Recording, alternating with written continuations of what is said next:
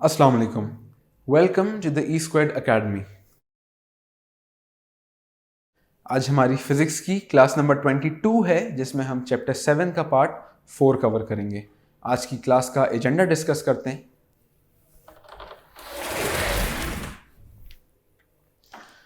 आज की क्लास में हम डिस्कस करेंगे द डिक्रीजिंग वैल्यू ऑफ जी यानी जो एक्सेलरेशन ड्यू टू ग्रेविटी होती है, जिसकी वैल्यू है 9.81 मीटर पर सेकंड स्क्वायर। वो वैल्यू किस तरह एल्टीट्यूड यानी हाइट के साथ साथ डिक्रीज होती है, हम ये देखेंगे। आर्टिफिशियल सैटेलाइट हम देखेंगे, सैटेलाइट क्या होती है, कैसे मूव करती है। सैटेलाइट वैसे तो हमें पता है, एक ऑब्जेक्ट्स होते हैं जो हमारे प्लैनेट्स के इर्द गिर्द मूव करते हैं, अर्थ के इर्द गिर्द। वो किस प्रिंसिपल पे मूव करते हैं, कैसे करते हैं, ये देखेंगे। और ऑर्बिटल वेलोसिटी के कोई भी ऑब्जेक्ट अगर इस तरह से स्पेस में जो है वो या तो प्लैनेट्स सन को ऑर्बिट कर रहे हैं या फिर कोई सैटेलाइट अर्थ को ऑर्बिट कर रही है, तो वो उसकी जो वेलोसिटी होगी वो कैसे निकलेगी।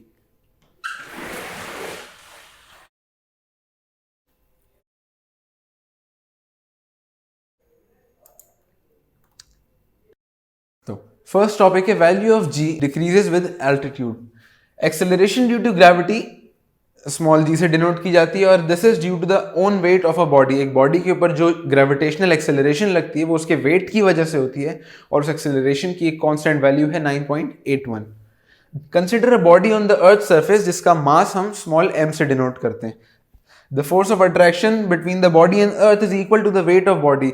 जो अर्थ और उस बॉडी के बीच में फोर्स ऑफ अट्रैक्शन है वो उस बॉडी के वेट के बराबर होगी। इसका मतलब अगर हम law of universal gravitation revise करें तो F is equal to G times small m times capital M E divided by R square. क्योंकि उसके ऊपर जो फोर्स होगी वो उसके वेट के बराबर होगी, तो F की जगह W लिख सकते हैं और W की जगह mg लिख सकते हैं, because weight is equal to mass times gravity. Again हम इस m और इस m को कैंसिल आउट कर सकते हैं, तो हमारे पास जो इक्वेशन बन जाती है वो है g is equal to capital G times M E divided by R squared, जैसे हमने अर्थ का मास फाइंड आउट करने के लिए किया था। Because capital G and capital M यानी ग्रेविटेशनल कांस्टेंट G, और अर्थ का मास तो कांस्टेंट है, वो तो चेंज हो नहीं सकता। इसका मतलब ये हुआ कि G decreases as R increases, क्योंकि जो प्रोपोर्शनैलिटी बन रही है वो ये बन रही है कि G is directly proportional to 1 upon R square. जितना ज्यादा जो डिस्टेंस है उन दोनों ऑब्जेक्ट्स के बीच में वो इंक्रीज होगा, उतनी ही कम आपकी G की वैल्यू होगी।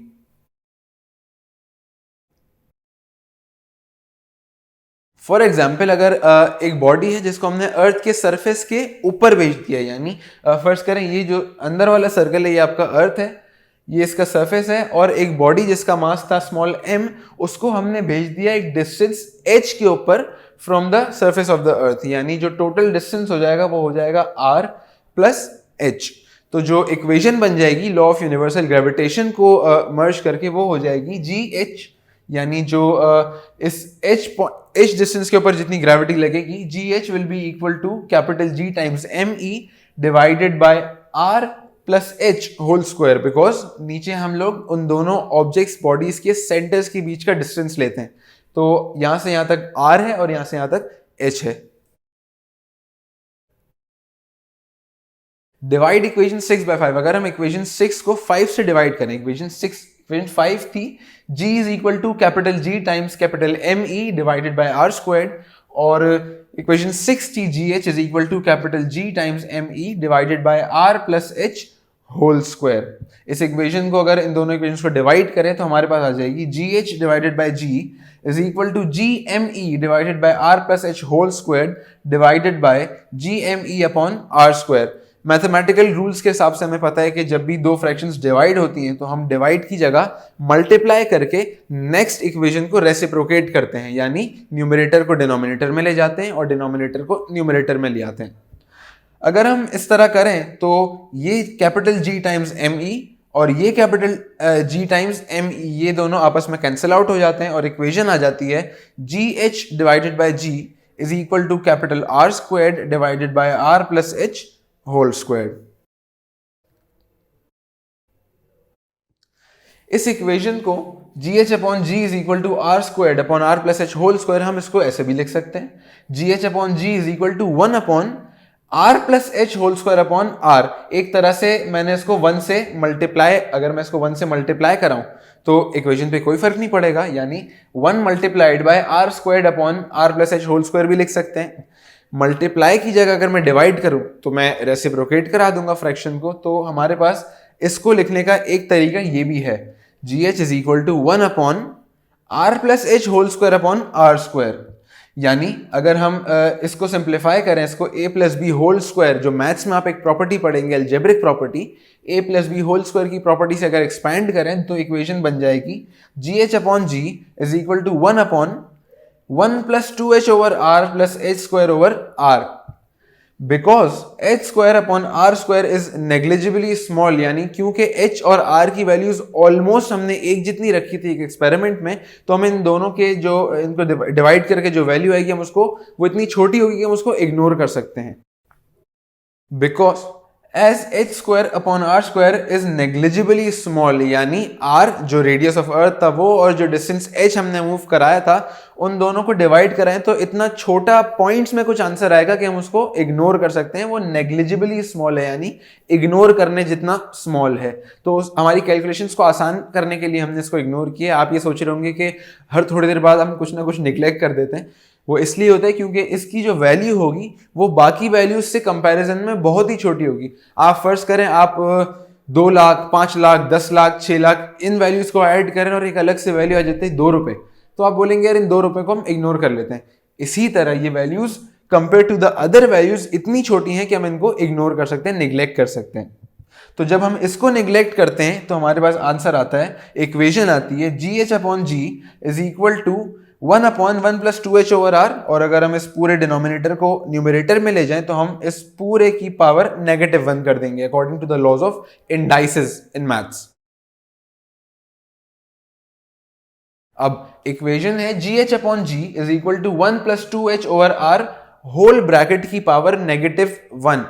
इसको हम बहुत सिंपली एक्सपैंड नहीं कर सकते क्योंकि इसके ऊपर -1 की पावर है, तो ये मैथ्स में बाइनोमियल एक्सपेंशन के लॉज के जरिए एक्सपैंड होता है, जो मेरे हिसाब से आपके कोर्स में अभी शामिल नहीं है। आपको सिर्फ इतना पता होना चाहिए कि जब इस -1 की पावर को मैं इस ब्रैकेट के ऊपर अप्लाई करूंगा, इसको एक्सपैंड करूंगा, तो जो फाइनल आंसर होगा वो होगा 1 माइनस 2h ओवर r। इस प्लस की जगह 1 माइनस आ गया, लेकिन ये ऐसे ही हमने चेंज नहीं किया, इसके पीछे एक बाइनोमियल एक्सपेंशन का लॉ होता है, वो आप मैथ्स में पढ़ेंगे।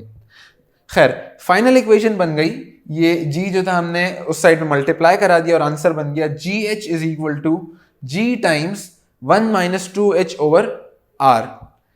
इस इक्वेशन के ऊपर अगर आप गौर करें तो इस इक्वेशन के हिसाब से जितनी ज्यादा बड़ी वैल्यू h की होगी, 1 में से माइनस हो रहा है ना, तो जितनी बड़ी वैल्यू h की होगी ओवरऑल जो आंसर है वो उतना छोटा हो जाएगा, और जितना ये छोटा होगा उतना ही जी एच छोटा हो जाएगा। मतलब जी एच की वैल्यू डिपेंड कर रही है h के ऊपर, जितनी बड़ी h की वैल्यू होगी उतनी ही छोटी जी एच की वैल्यू होगी। मतलब वी कैन सेफली से, हम आसानी से ये कह सकते हैं कि अर्थ के सरफेस के ऊपर जितना ज्यादा आप एल्टीट्यूड या डिस्टेंस बढ़ाते जाएंगे उतनी ही आपकी ग्रेविटेशनल एक्सेलरेशन की जो वैल्यू है वो कम होती रहेगी।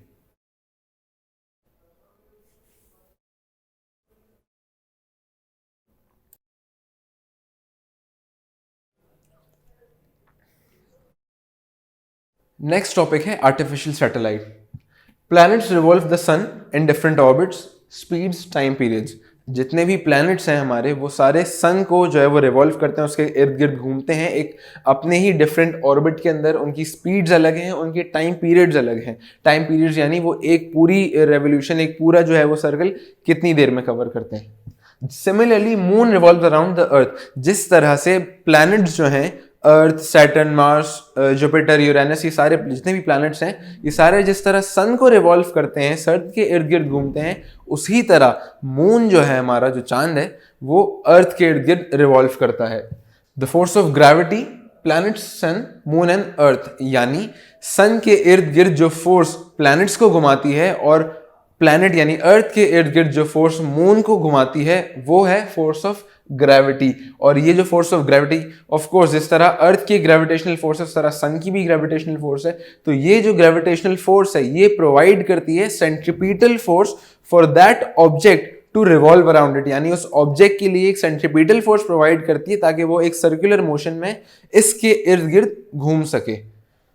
Hence the moon is a satellite of earth। इसका मतलब ये हुआ कि मून जो है वो अर्थ की एक सैटेलाइट है क्योंकि वो उसके इर्द गिर्द चक्कर लगाती है, घूमती है। इसी तरह जैसे मून एक नेशनल सैटेलाइट है, इसी तरह हमने अपने फायदे के लिए बहुत सारे डिफरेंट आर्टिफिशियल सैटेलाइट्स जो हैं वो अर्थ के इर्द गिर्द भेजे हुए हैं और वो इन्हीं प्रिंसिपल्स के ऊपर, इन्हीं प्रिंसिपल्स की वजह से जो है वो रोटेट करते हैं। अर्थ की जो ग्रेविटेशनल फोर्स है वो उनको फोर्स ऑफ अट्रैक्शन के जरिए एक सेंट्रीपिटल फोर्स प्रोवाइड करती है और वो एक सर्टेन ऑर्बिट में अर्थ के चक्कर लगाते रहते हैं, घूमते रहते हैं।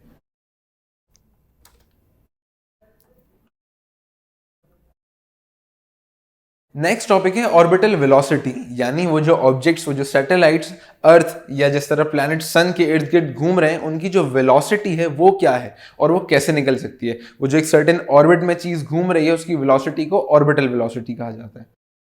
Consider a satellite moving around earth. अब हम एक सैटेलाइट कंसिडर करते हैं जिसका मास है स्मॉल m, उसका जो ऑर्बिट है उसके रेडियस को हमने t से डिनोट किया है और वेलोसिटी है v। The force of attraction on the satellite from the earth and it is providing the centripetal force, यानी उस सैटेलाइट के ऊपर जो फोर्स ऑफ अट्रैक्शन है अर्थ की ग्रेविटी की वजह से वो ही सेंट्रीपिटल फोर्स प्रोवाइड कर रही है। अर्थ का मास हम डिनोट करते हैं कैपिटल ME से, तो जो ग्रेविटेशनल फोर्स होगी according to the law of universal gravitation वो होगी G times small m times capital ME divided by R squared. और जो सेंट्रीपिटल फोर्स होगी वो हमने बहुत ही शुरू में पढ़ा था, जो है mv स्क्वायर ओवर R। क्योंकि gravitational force centripetal force provide करिए, यानी ये दोनों एक जितने होंगे, तो हम इन दोनों इक्वेशंस को इक्वेट करा सकते हैं, कंपेयर करा सकते हैं। जो इक्वेशन बनेगी mv square over R is equal to gravitational constant G times small m times capital ME divided by R squared. ये m और ये m आपस में कैंसिल आउट हो सकते हैं और उसी तरह ये r, ये क्योंकि r स्क्वायर्ड है तो ये दो r's हैं, मतलब एक r इस r से कैंसिल आउट हो सकता है और इक्वेशन बन जाएगी v squared is equal to g me over r, equation number 8।